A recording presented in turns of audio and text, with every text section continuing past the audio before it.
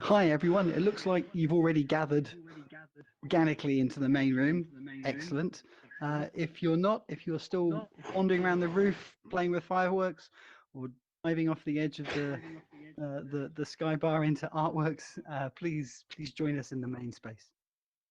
I, honestly, this isn't a sort of a power trip. I just need to levitate a little bit so I can reach over the table and press the buttons from my angle here. There we go. Cool. Yeah.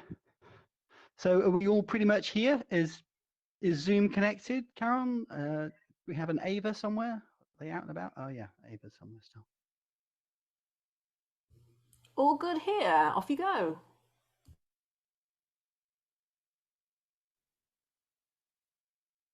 Welcome to what sadly is the last event that Cybersalon will be putting on inside AltSpace VR. Yes, I know, a very sad day.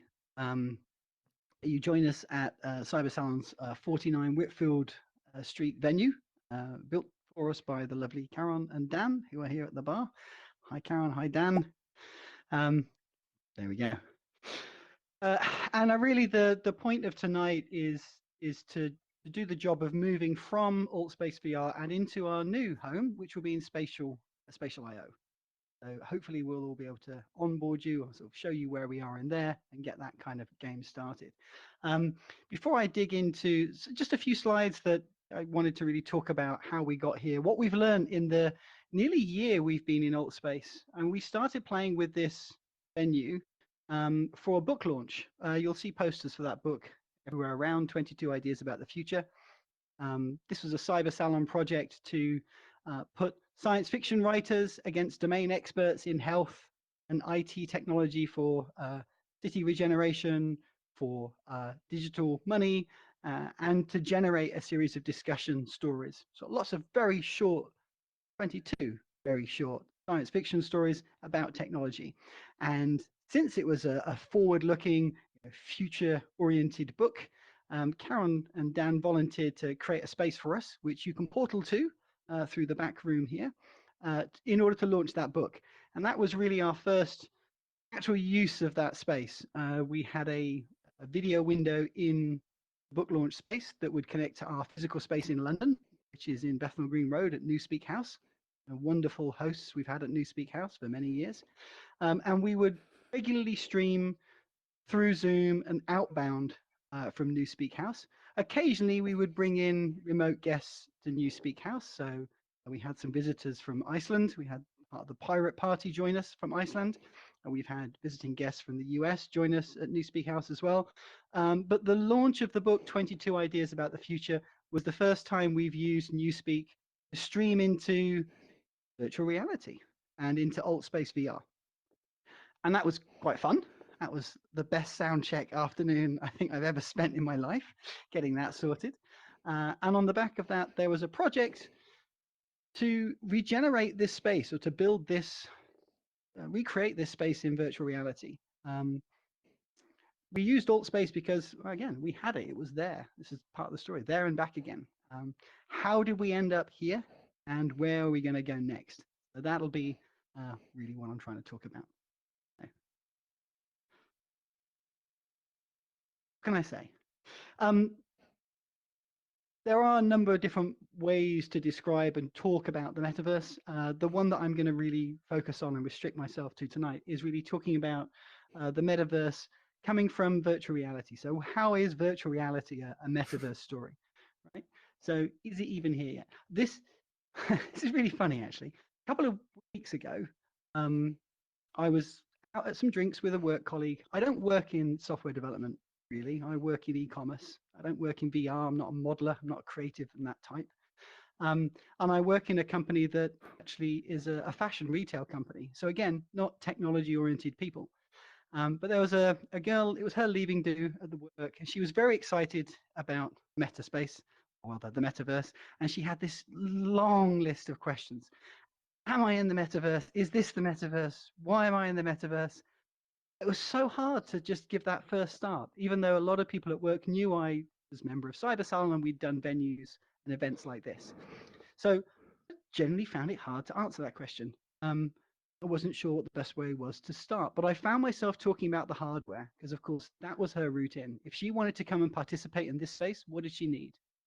You know, so for me, I would start, is this a hardware first story? Has this been a hardware first story? Probably all of the people in this room in AltSpace VR have one of these pieces of equipment on, or some variant of one of these pieces of equipment. Yes, we've got a Zoom feature over there, and yes, there's a desktop version for AltSpace VR, but the experience we're having in this room is the VR experience, right? It's the 6 degrees of freedom, stereoscopic graphics and visualization. This is very much a VR experience, whether or not we are in a Metaverse story.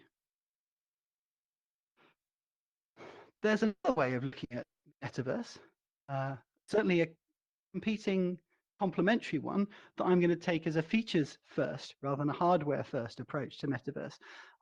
This is via Web 3.0. Again, there's a lot of things living in Web 3.0, but let's call it the merger of all our digital cash, our secure online services with blockchains and various other features tied into marketing and monies and all this kind of stuff. If you've not seen this movie, 2016, this movie was actually created, same year that the first commercial home VR headsets were available. It's called Hyperreality. Links there, hyperreality.co, hyper-reality.co. It is an incredible short experimental piece of film where you have exactly what you could call, this is the augmented reality version of the Metaverse, right? This is the place where commerce lives. This is the place where the data overlays are living. This is Metaverse as well. This is something I wanted to talk to my friend at work about when I was describing the Metaverse, just as much as I wanted the Metaverse to be a conversation about fantastic VR headsets, fantastic technologies. And then I found myself touching base with the aesthetic and the sense of being in the Metaverse. We don't have the Metaverse per se. I joked because the following day I brought my Quest 2 headset into the office and I gave it to this colleague on her last day in the office. You couldn't be more in the canonically metaverse than wearing a Facebook/Oculus generated headset at this point in time, regardless of the fact that all she did was, play with a bit of tilt brush and play with a bit of Beat Saber. But the Metaverse that I remember, the one that looks like this one, is the one that was in Tron. It was there in the 1980s arcades, and it comes with a set of metaphors and stories about being inside the machine, being inside the computer. I thought I'd bring that bit up as well. And that isn't a new story. That isn't even a cyberspace story. That one transcends that story. So in one sense, this commerce metaverse, this connectedness metaverse, this capitalist metaverse is already here, regardless of which piece of hardware we're wired into. And then we go back to this venue. This venue first existed in the 90s. So right on the back, Cyber Cafe with very many firsts. This is the venue that you're now standing in the real world. And when it was founded with a particular mission. And we have Ava here, founded it, who was there. I hope I'm honest when I'm saying it was to train for the very first practicable uses of the web. So could people get onboarding with HTML? Could they use email? Email really was significantly different. You could use it just by going to a cafe and logging in and playing with it. Friends of mine actually ran a couple of academic conferences. They couldn't have coordinated in a normal office without that technology. They didn't have access to those comms. And not everybody had access to those comms. So the idea of a venue you could come to use those comms tools, to make use of that space was entirely new. So it was very exciting to have 39 Whitfield Street version 1. We are standing in 39 Whitfield Street version 2 on its last night, basically, because its space is being brought down. And we've had some very different firsts here. We've had Haladanto's first VR art gallery event. His work is still running around the outside. Tonight, we even found some new tricks you can play with this artwork. Wachak and I were just clipping out. If you walk into a artwork and then just back through it, You can disappear half into the artwork and take a selfie or take a photograph of a friend becoming the art, merging with it in a way that I hope Graham's here tonight to see us playing with. Yes, he is. Yes. He is here? Good. Yes, he is. I think he's wandering in Cybersalon space, but he's here. Lovely. So I wanted just to take like 1 or 2 minutes to talk about what connects 39 Whitfield Street version 1 and why it was there, the technology we're playing with now, and I still feel this is more a VR tool than anything else at this point, and where we might be going and what we've learned doing here. So for me, there's a very peculiar moment, 1997, things started to change. I kind of feel like I'm going to call the death of AltSpace VR that same time. 1997 was critical on the technology side. It was the time when our HTML reached a certain stable point that it stayed very, very stable at for a very long period of time until quite recently. So that was all the basic tools are in. What were those basic tools? Well, here we now have wired and wireless headsets. We have our inside-outside 6 degrees of freedom. We've got hand tracking, depth sensitive. The newest versions of these headsets have depth sensitive AR and XR over the top. So both of the two ideas about VR, and both of the two ideas from features and commerce that we were talking about for the metaverse are now available to us. We don't all have them, we're not all using them, but they're right there. And I want to wonder, is perhaps we all love Netscape Navigator. It gave us some fantastic things. It ran on each of those machines, back of the room here. You know, it was discussed at these tables. Mock-ups were made probably of its next versions over there. So I'm curious. I think that might be where we are in the timeline. When I put this graphic up, you might not have noticed, but this graphic includes one of the most fun things that I've found in what we could currently call our state of the art for virtual reality. So not our state of the art for our metaverse, still our virtual reality. For those of you who don't know, this is the Valve game Half-Life Alyx. And in the very beginning of this game, you step into this room, and that dirty window has a set of pens in front of it and a board eraser. You can write and rub anything you like on that window. And I wrote that this game, which came out in 2020, was still the state of the art in 2021, still the state of the art in 2022. It's now 4 years old. Another thing, we are at this tipping point. I think that's the same amount of time it took to get from the beginnings of the World Wide Web to HTML 4.01 transitional. That's the web that had images, graphics, sounds, hyperlinks. Yes, it got faster. Yes, it got better. But fundamentally, it didn't change until the end of the noughties, HTML5. It took 4 years.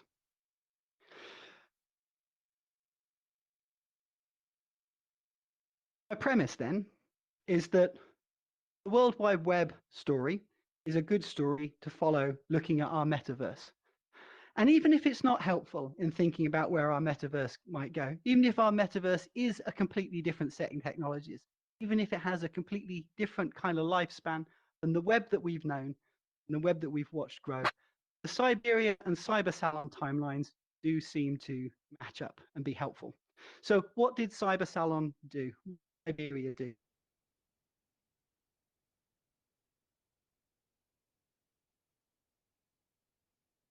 Futures like solemn occasions as tonight and so longs to great pieces of tech that we've had fun with are made by those that turn up. So thank you all for turning up. As we move into spatial and we move into what other tools we might find ourselves in, we plan to be taking the same attitude that we've tried to show here, which is to focus on onboarding experiences, making it possible for you to experience these spaces, and making it possible to experience interactions in these spaces, new events in these spaces. We also have been working on creating shareables. So a new feature to this space tonight, you can find in front of our book. We actually now can navigate links, anchor links to objects in this space that you can take into the web. It's not just a pitch to buy the book, but it is what we've used it for.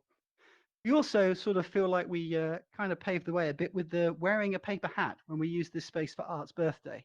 So being able to sort of customize your avatar in venue to play with it for a particular event.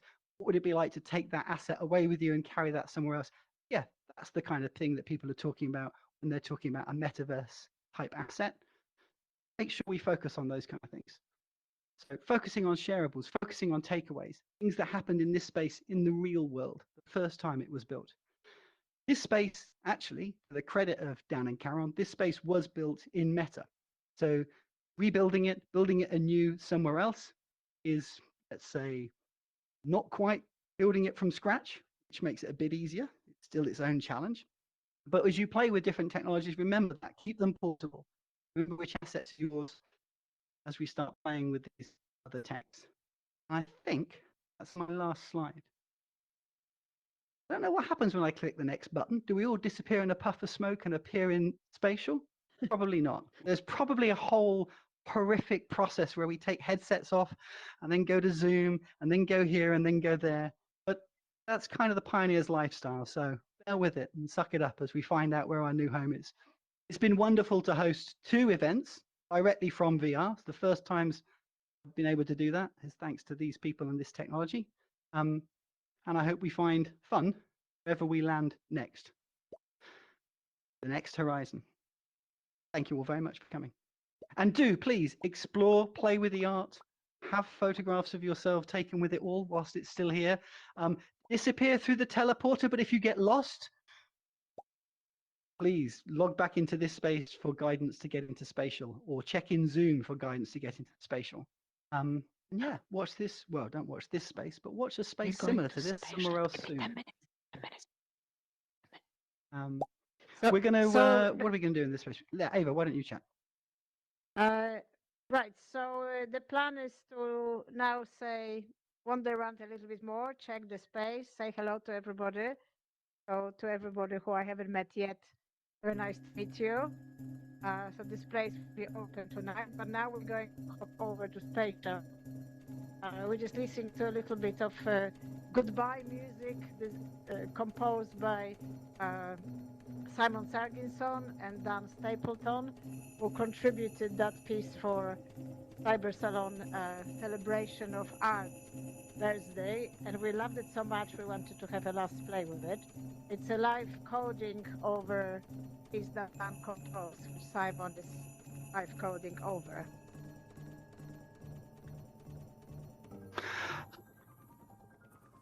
Right. Indeed. Thank you very much. I'm going to go and play with the paintings. See you in a bit. Okay, see you in a bit. Thank you. That's fine. That was cool.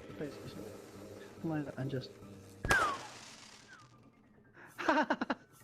Dan got some fireworks. Well done. Oh, thank you for that, man.